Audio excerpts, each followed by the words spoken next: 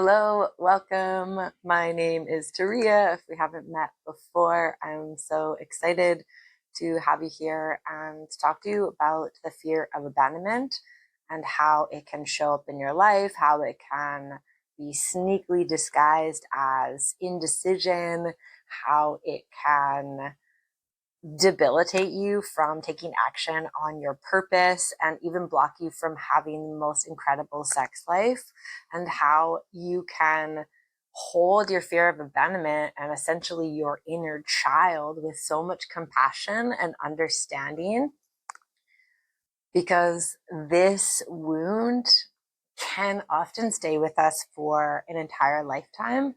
So going in with that knowing and understanding that this is going to be here for a while, I would encourage and desire for you to have the tools so that you can embrace this part of you and understand what it needs and wants, instead of coming in with this mindset that you're wrong or bad for having this hurt, or that there's going to be just a magic day where you wake up and don't experience that.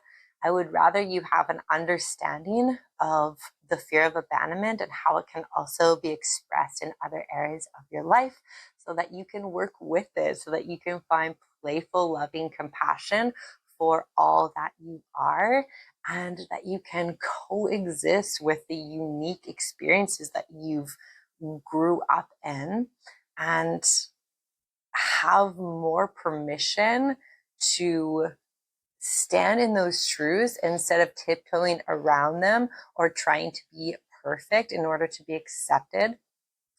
So the ways that fear of abandonment can express themselves are blocking you from making a decision, because there's this thing called analysis paralysis, where if you have looked at all of the options in the decision that you have to make, you've exposed all of the worst case scenarios, and therefore you are struggling to make a decision because you're already worried that if you make that choice, maybe you're going to be left behind by your partner, by society, if you choose to change your careers, that's not in this career is not accepted or known or understood by the masses. This could feel really scary because you've decided that there's a high risk that you could be outcasted, which circles back to the fear of abandonment. Or let's say you desire to ask your partner for something that you want to experience in the relationship. Maybe you want your partner to take you on dates once a month, or try something new in your sexuality, and you've already looked at the worst case scenario, which is that your partner rejects you, says no, and then maybe you've decided that they're going to leave you because you're too much. So this is another way that the fear of abandonment can arise, is this: I'm too much, therefore I'm not going to be accepted and loved. See how they're all connected and they're all intertwined. Often these hurts and these wounds can express themselves in so many different ways. And then at the root, there's this commonality, which goes back to these foundational needs, which are to belong, which are to feel safe, and which are to be loved.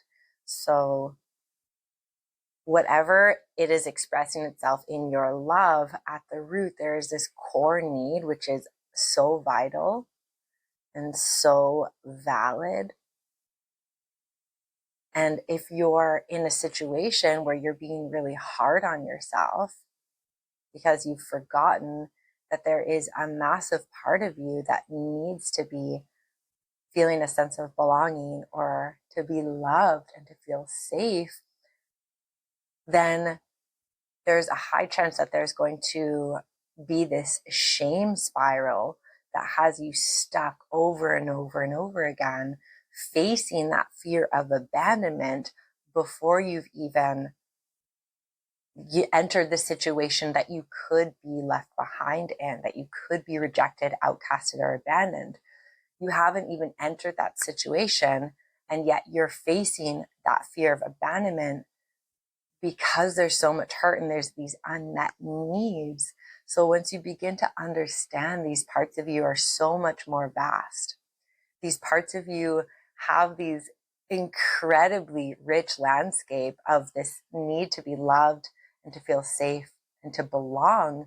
You can start to work with your fears and your wounds as they arise by offering yourself that love, offering yourself that sense of safety and belonging when you're trying to take action on something. So whether that's you're learning to speak your truth a little bit more, this wound, this fear of abandonment, and the way that it expresses itself, it shows up so massively in queer people. It shows up so massively in women that have been taught that it's wrong to speak your voice. It shows up so massively in anyone that's going outside of the norm. It shows up massively in men that are more sensitive and connected to their emotions, and we're taught that that's wrong or bad. It shows up massively with anybody who has a different orientation in their sexuality and their desires in their gender than what has been seen through the lens of the patriarchy. So if no matter what is going on for you or why you have these experiences, can you hold yourself with so much love and compassion when you're going to take action on something, with this knowing that there is a very valid reason why your fear of abandonment is coming? And you don't even need to look at the why, because that can also be a trap. That can be a trick to block you from taking action on speaking your voice, opening up your truth. Opening up your truth in your voice is one of the scariest things when you have this fear of abandonment, because there are all these teachings that are saying, stay quiet, don't ask for what you need, do what you're told, and then you will be good. Then you will be approved of. Then you'll be accepted. So by speaking your voice is actually working towards healing that fear of abandonment, because you're facing the very thing that you were taught would end in you being alone and rejected. And I know that can sound scary, but facing the thing that is controlling you is actually going to set you free. And then little by little, when you use your voice to ask for what you need, to share your medicine with the world, maybe that's speaking up about what you believe in. Maybe that's standing up for something that you're really passionate about. Maybe that's speaking up to something that's more taboo. When you are taking action on that in little ways, you're going to create this new narrative that it is safe to speak up about these things. And my encouragement is to speak up in ways that are safe for you. So maybe that's telling a trusted friend about this idea that you've had, or maybe that's telling a trusted friend or colleague or family member about your feelings if you struggle to speak about your feelings. So starting off small so that you can build this sense of strength and resiliency inside of yourself. Encouraging yourself internally that there is safety and security and love. Taking deep breaths, breathing in and out of your body as you explore this fear of abandonment, staying fully connected to your breath. Breathing in and out of your body the parts that get triggered when the fear of abandonment arises. Maybe you're experiencing anxiety, maybe you're experiencing tension in the areas of your body that you're trying to express and explore. Like if it's your sexuality, maybe you're experiencing tension in your pelvic floor. If you're trying to express, maybe you're noticing contraction in your throat. Or maybe you're even feeling a bit numb and shut down when your fear of abandonment arises. So really noticing your sensations, staying connected to your sensations, and then breathing in and out of that part of your body. And this is going to create safety. This is going to encode a new truth into your nervous system because it's fucking scary. Am I allowed to swear? It is scary to face these beliefs because they're still so real. It is still so very real that so many beings are not safe to be who they are because of their skin color, because of their sexuality, because of their belief system. It is still so very real how many beings are not safe to be themselves. So having compassion and acceptance and slowing down is going to help you retrain your authentic self in your body, that you can take action, you can ask for what you need and you want in relationships or at work or in sexuality.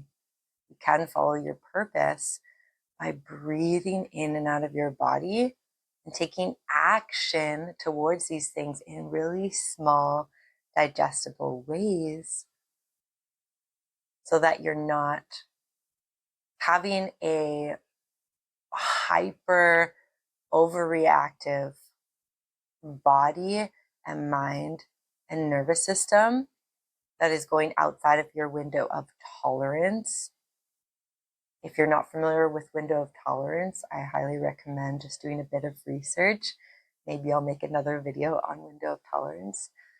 You want to make sure that you're staying within your window of tolerance when you're exploring these fears so that you can rewrite this narrative and create safety and love and belonging in your body so that you can take action on your desires, so that you can feel safe and loved and secure in a relationship and in your career, in your purpose, or just walking around the street and going to the grocery store. So you don't have to cross the street every time somebody walks by, so that you can know that you're safe when somebody looks at you in the eye and know that you have the right to not look at them in the eye and to ask for what you need, or say no when somebody's offering you food that doesn't feel good for your belly, because you don't feel like you have to make everybody happy in order to belong, in order to be loved. And by doing this, you're going to start to cultivate the lifestyle and the people that are aligned for you and are going to be able to hold you in your fears and create so much safety and security as you are. And this might take time, and it might mean facing periods of the dark night of the soul and feeling your grief and feeling all the hurt from living a life of feeling alone or feeling abandoned. It might mean facing this. In fact, there's like a pretty high chance. And there might be big periods of being on your own, which, is like the part of every hero's journey. And I heard this sentence recently. I think it was, we don't need more heroes, but we could use so many more reparented adults, witches.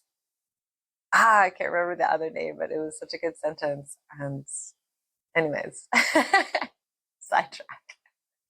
If I remember the sentence, I'll write it below. But yes, I want you to know what it's like to be aligned with partners and a career, hobbies, lifestyle houses that allow you to feel safe and secure.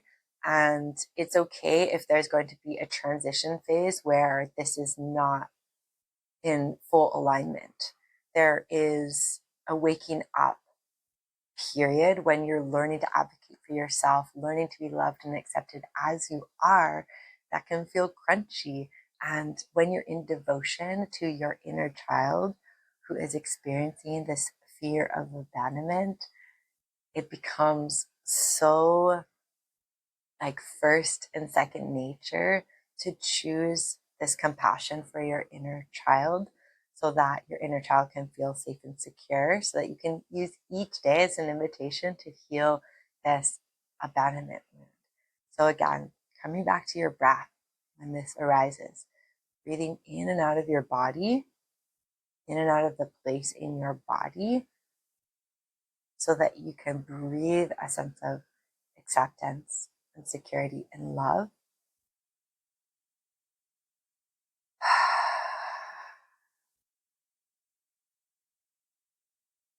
And knowing that it is incredibly valid to feel this way. It is incredibly valid to feel so scared to be rejected. Like, one of the biggest ones that I see is this witch wound. And again, you don't have to identify as a witch to have had this wound. It's essentially anybody who has gone outside of the norm in the eyes of more oppressive ways of being. And this wound is so real in our collective and the individual.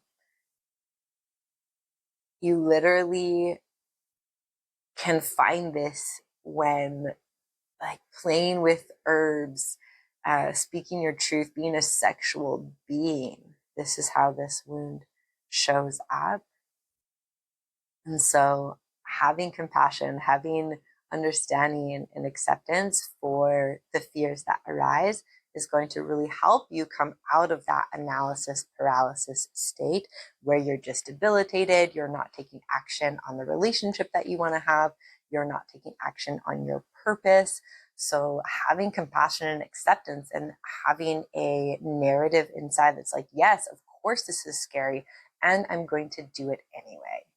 I'm going to do it anyway because I have so much love for myself and because I really want to like align with a more exciting lifestyle where I get to be myself. So yes, it's scary, and I'm going to take action on my truth anyway. And I understand that it's scary. So having that little pep talk with yourself, if you can remember that daily, like, please have this pep talk with yourself. And if not, at the very least, once a week.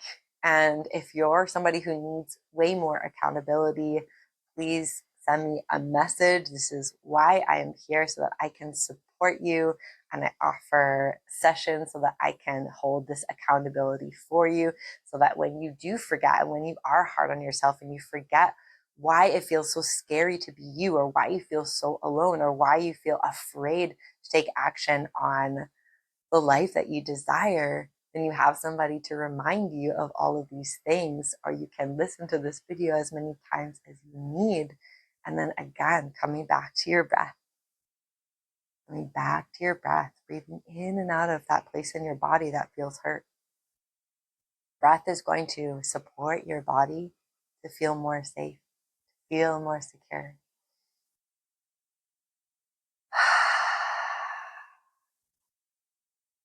I'm sending you so much love, so much safety and security. You're doing amazing. Thank you for being here.